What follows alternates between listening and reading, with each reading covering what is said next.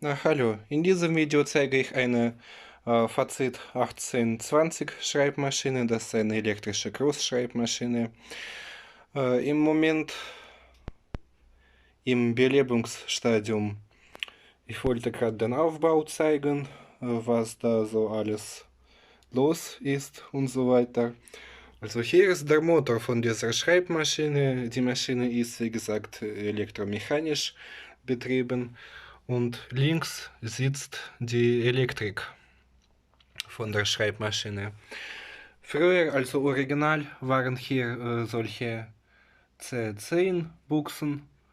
Die sind mal ausgetauscht gegen solche normalen PC-Buchsen. Die passen auch von der Größe. Hier so eine Erdungsader, weil hier nämlich keine Erdung vorgesehen war. Ja. Der Kondensator hat eine 4 Mikrofarad Kapazität. Das ist ein Kolben, der sozusagen die Landung des Wagens auspuffert. Das ist die Tabulatorbremse. Der Wagen wird freigegeben bei der Betätigung des Tabulators und fährt weiter bis zur Position, wo der Reiter gesetzt ist. Und damit das nicht so schnell läuft, sozusagen, hat man hier eine Bremse vorgesehen. Ja. Das ist der Schrittmechanismus mit so einem Zahnrad. Die Rücktaste, also das, was von der Rücktaste in Bewegung gebracht wird, das sollte man noch ölen. Ja, dann machen wir die Maschine an. Hier sehen wir noch eine Kupplung der Wagenrückführung. Hier noch die Welle für die funktionellen Tasten. Für die Buchstaben ist hier noch eine Zahnwelle vorgesehen. Und die sitzt hier weiter. Also, da. Weiß nicht, ob man das sieht. Dann probieren wir was zu schreiben. Es geht mittlerweile. Früher ging schon mal das nicht. Dauertasten also.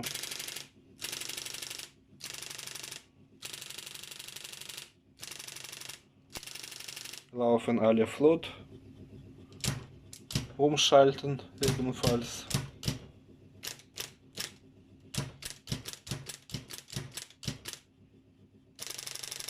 Farbband.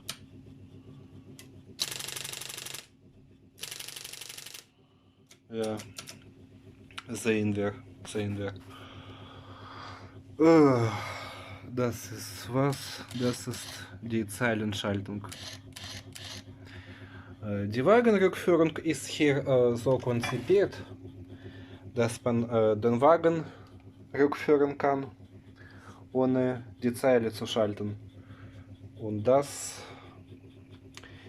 geschieht, indem man, indem die Maschine den Wagen erstmal nach rechts schiebt und gleichzeitig die Wagenrückführung, Zeilenschaltung betätigt, Entschuldigung.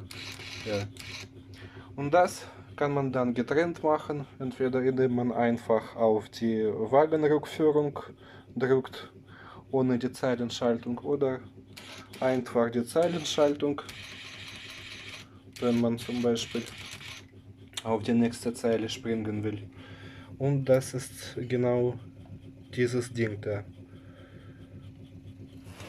Ups, das wird so. Also die Maschine betätigt ja, wie gesagt, diesen Hebel. Das kleine Seilchen wird angespannt und macht so eine Zeilenschaltung. Ja. Die Wagensperre ist hier nicht vorgesehen, wenn das Ganze abgenommen ist. Die Trommel kann man übrigens auch so spannen mit dem Schraubenzieher. Da ist noch so eine Sperre, die man jetzt natürlich nicht betätigen kann, weil da das Ganze festgeschraubt ist. Na gut, ich habe diese Maschine etwas kritisch betrachtet, bezogen insbesondere auf ihren Zustand und so weiter. Aber wie man so sieht, läuft alles ganz normal.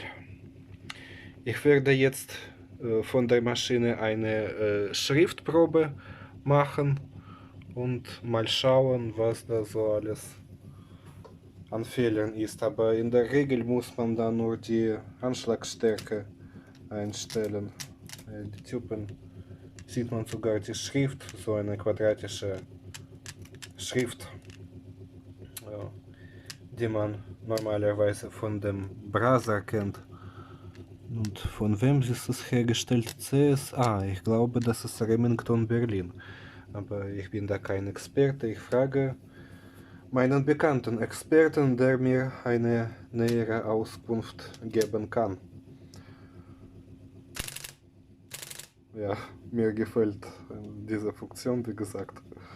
Ja, aber Hauptsache nicht auf diese Taste drücken, weil sonst zieht die Maschine den Wagen. Da ist noch eine Drucktaste übrigens. So geht sie. Und das ist wie gesagt die Welle für die Funktionstasten. Das ist dann also die Rücktaste, Leertaste, Entschuldigung. Rücktaste, Tab und nein, plus minus setzen, löschen, das ist einfach mechanisch. Und wie wir an dieser Konstruktion da sehen, hat die Maschine eine Gesamtlöschfunktion. Also auf Minus und dann links oder rechts fahren und dann ist alles ausgelöscht. Na gut, das war's dann im Prinzip.